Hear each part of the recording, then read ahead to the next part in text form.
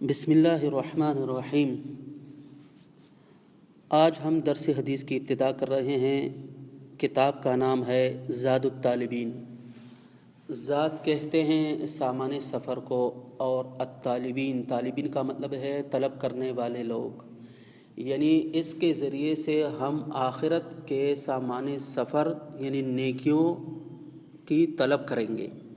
اس کے ذریعے سے، اس کتاب میں احادیث کے ذریعے سے ہم اپنی آخرت سنواریں گے، اپنے اللہ تعالیٰ سے تعلق بنائیں گے۔ تو کوشش کرنی چاہیے کہ اس کتاب کی ایک ایک حدیث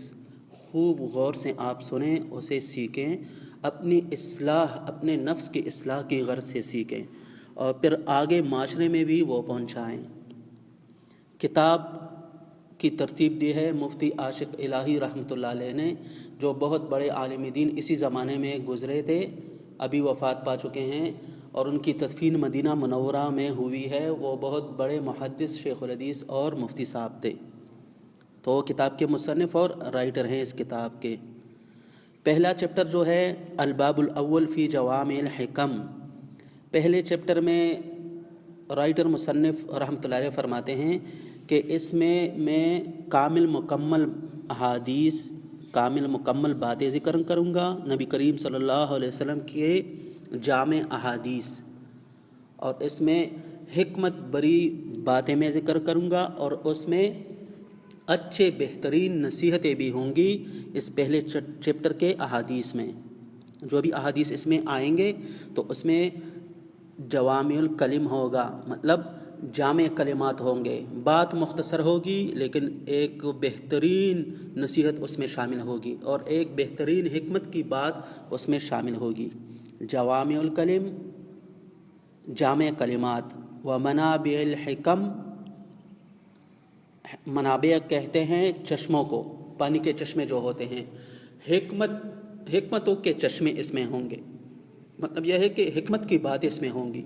والمواعظ، مواعظ واعظ کی جمع ہے، واعظ نصیحت، الحسنہ بہترین، اچھے نصائح پر یہ چیپٹر مشتمل ہے۔ اس میں احادیث جو ہیں وہ سب نصیحت کی باتیں ہیں۔ تو پہلی حدیث جو لائے ہیں اس میں ارشاد فرماتے ہیں، قال نبی صلی اللہ علیہ وسلم، نبی کریم صلی اللہ علیہ وسلم نے ارشاد فرمایا، انما الاعمال بالنیات، بے شک اعمال کا دار و مدار نیتوں پر ہے۔ اس حدیث میں ایک خاص واقعے کی طرف اشارہ ہے کہ جب نبی کریم صلی اللہ علیہ وسلم نے مدینہ منورہ ہجرت کی تو ایک شخص نے یہ نیت کی کہ چلو ہم ہجرت بھی کر لیں گے، مطلب دین اسلام پر آزادی سے عمل کریں گے، ایک دوسرے شہر چلے جائیں گے مکہ مکرمہ سے، تو وہاں آزادی سے ہم اسلامی احکامات پر عمل کریں گے۔ لیکن ان کی نیت ایک عورت سے نکاح کی بھی تھی، وہاں ایک فیملی تھی جو ان میں رشتہ کرنا چاہتے تھے، تو اس نے یہ بھی دل میں نیت کی اور یہ بھی کہا کہ وہاں میں رشتہ بھی کر لوں گا، جس فیملی میں میرا ارادہ ہے اور میری نیت ہے کہ وہاں میں رشتہ کروں گا، وہاں نکاح کروں گا، تو وہ فیملی بھی وہاں موجود ہے، تو میں نکاح بھی وہاں کر لوں گا اس عورت سے، تو دونوں فائدے حاصل ہو جائیں گے۔ مطلب ہجرت تو ہم ویسے ہی کر رہے ہیں سب صحابہ کرام اور سب لوگ، تو میں اس عورت سے نکاح بھی کر لوں گا۔ تو جب یہ خبر نبی کریم صلی اللہ علیہ وسلم کو ملی تو انہوں نے یہ فرمایا کہ انما الاعمال بالنیات، اعمال کا دار و مدار نیتوں پر ہے، وانما لامرئ،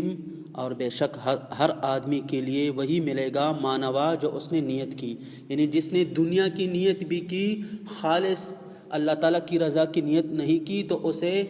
وہ بھی مل جائے گا۔ فمن كانت ہجرتہ الی اللہ ورسولہ،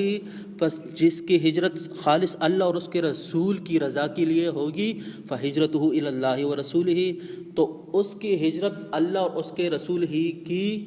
شمار ہوگی۔ ومن كانت ہجرتہ الی دنیا، اور جس کی نیت ہجرت کی دنیا کی غرض کے لیے ہوگی، یصیبھا، تاکہ اسے دنیا مل جائے، او امرأۃ یتزوجھا،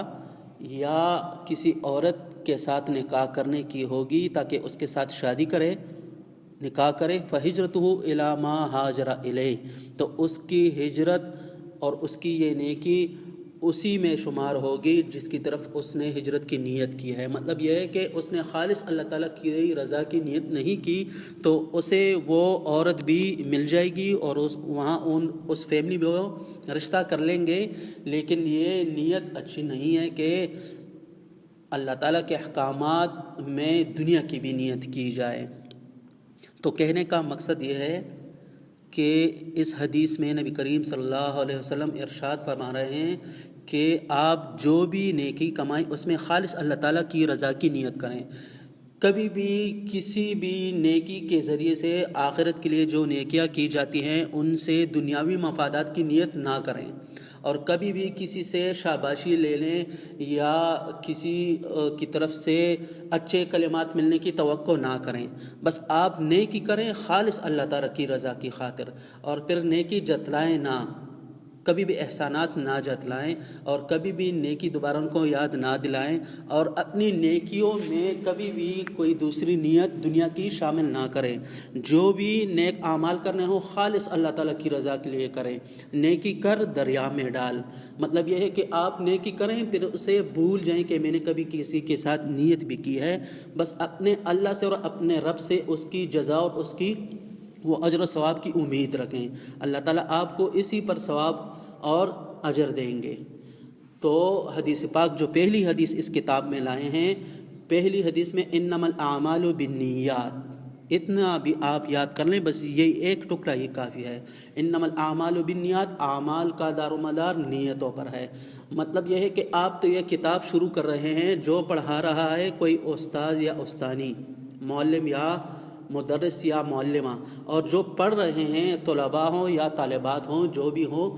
دونوں یہ نیت کریں کہ ہم نے یہ کتاب خالص اللہ تعالیٰ کی رضا کے لیے سیکھنی ہے اور اپنے نفس کی اصلاح کرنی ہے اور اس پر عمل کرنا ہے اور پھر آگے معاشرے میں پہنچانا ہے۔ خالص اللہ تعالیٰ کی رضا کے لیے یہ احادیث سیکھنی ہے۔ اسی وجہ سے پہلی حدیث یہی لے آئیں کہ اپنے اعمال، اپنے نیتوں کی اصلاح کر لیں۔ نیت کی اصلاح جب ہوگی تو اعمال بھی قابل قبول ہوں گے۔ امام حسن بصری رحمۃ اللہ فرماتے تھے کہ ہم تو اعمال سے زیادہ محنت نیت پر کر رہے ہیں اور نیت پر کرتے ہیں تاکہ ہماری نیت خالص ہو جائے۔ اگر ہماری نیت خالص نہ ہو، خالص اللہ تعالیٰ کی رضا کی خاطر نہ ہو، بلکہ کوئی دنیاوی مفادات بھی اس میں شامل ہوں گے، تو پھر تو یہ اعمال ہمارے کام نہیں آ سکیں گے، یہ نیک اعمال ہمارے لیے آخرت میں کام نہیں آ سکیں گے۔ تو امام حسن بصری رحمۃ اللہ علیہ جو صحابہ کرام کے شاگرد تھے، مشہور تابعی گزرے ہیں، بہت بڑے بزرگان دین میں سے وہ ایک بزرگ گزرے ہیں، وہ فرماتے ہیں کہ ہم نیت پر بہت زیادہ محنت کرتے ہیں، اس کے بعد پھر عمل کرتے ہیں۔ تو اس حدیث میں اس طرف اشارہ ہے کہ آپ نے جو بھی نیکی کا کام کرنا ہو تو اپنی نیت خالص رکھیں، کبھی بھی دنیا کی نیت اس میں شامل نہ کریں، بس اللہ تعالیٰ سے